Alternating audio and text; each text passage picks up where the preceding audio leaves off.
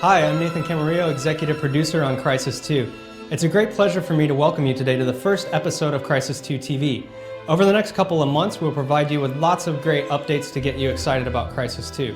In this first episode, you'll learn more about the origin of the Crysis series and some teasers on what you can expect in the future. So join us now for a behind-the-scenes look at Crysis 2.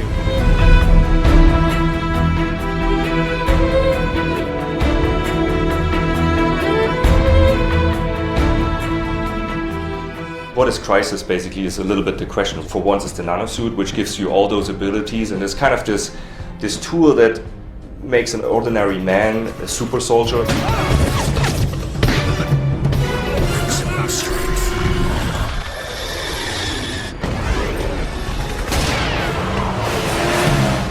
How Crysis 1 starts is you're sent to this island. There's an archaeology team that discovered something. There's like an alien presence on this island and they're really dangerous. And the story for Crysis 2 is more about finding a little more out about the alien and actually ways to defeat them.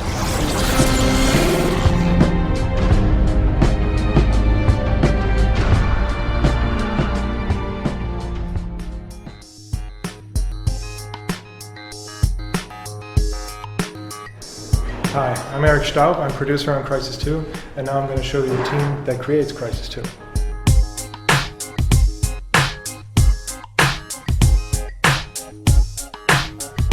This is the animation department, basically where we create all the animation, skinning, rigging for all the characters in Crysis 2. This is the code department. This is where all the brilliant, intelligent programmers sit. This is the most important room of the building, the kitchen.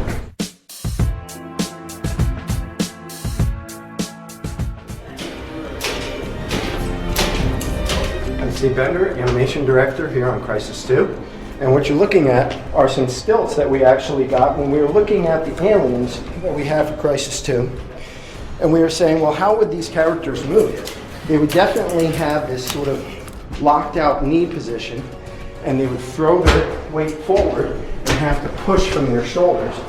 But how can we get ourselves to move like that? And we came up with this idea of creating these types of stilts. And that allowed us to be able to walk around very much like our grunt swing.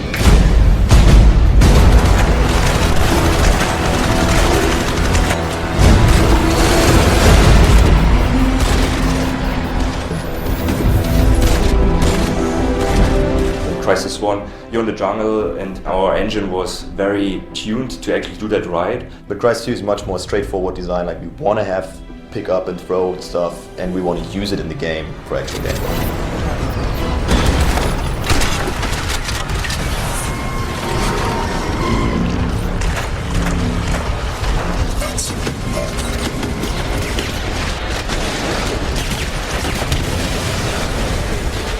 You know, what is the thing the company really excels at when compared to any other game studio? It's like sandbox gameplay, open environment, forests, awesome. We're like, okay, we're going to New York. And it's like, wait, what?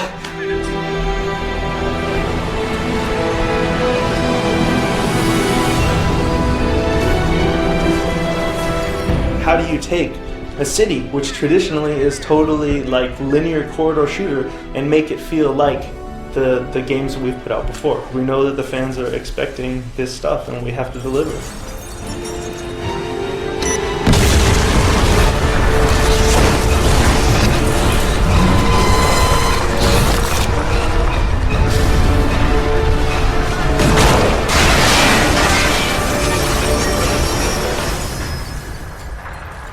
We introduced things like color grading.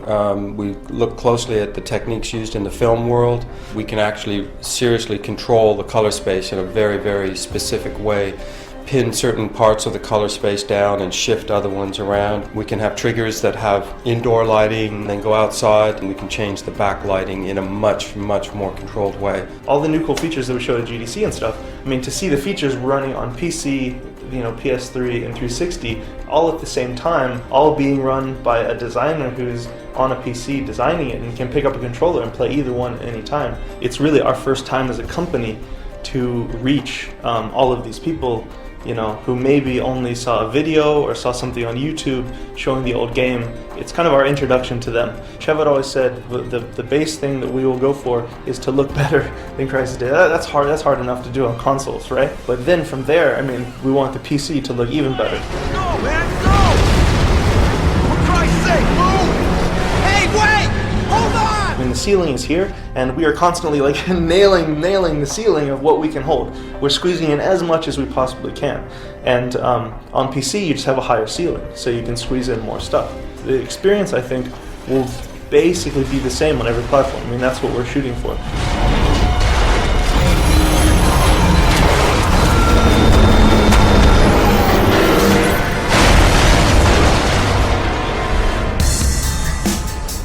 One half of the building, one half of the art department.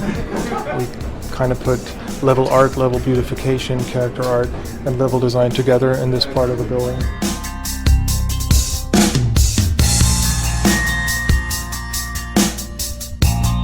This has two names. One of them is the art pit, and the other one is this. This is like a small task force of people, and they're really crunching to get big chunks in the game done in time for alpha or for whatever deadline we have. They're a bit locked off, so they have their own quiet space and peace. This is the entire QA area. QA is really important because they're checking basically the game, the build, everything constantly, reporting bugs. So without QA, nothing would work. Here we have the audio department. Right now I'm on this cinematic here. It's going to be implemented in the game later. It's a rough sound mix. Right now it's not in the game, it's playing from this editing software here. Right, gotta get these doors locked. Yeah. So yeah, this is our audio department.